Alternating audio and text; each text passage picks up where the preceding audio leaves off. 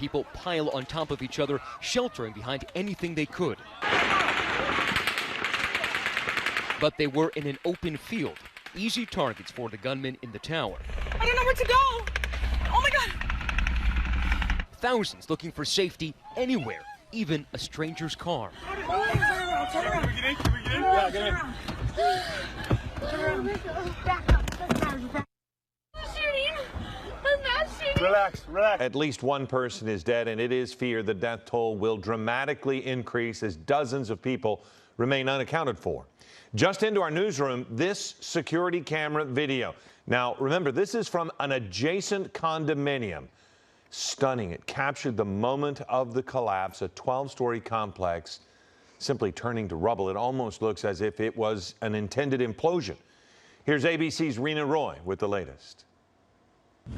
The massive search and rescue efforts continue in Surfside, Florida, just north of Miami Beach, after a condominium building partially collapsed early Thursday morning. Residents in New Orleans are ordered to evacuate.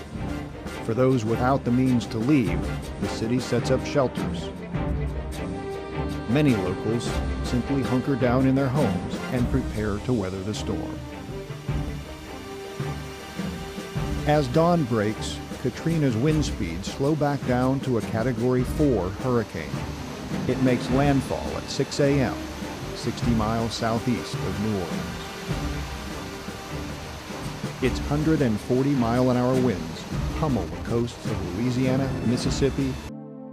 In Mississippi, the hurricane has crushed coastal towns. Hundreds are feared dead. New Orleans lies in shambles. It is left without power, without drinking water. Many residents are stranded on rooftops, desperate to be rescued.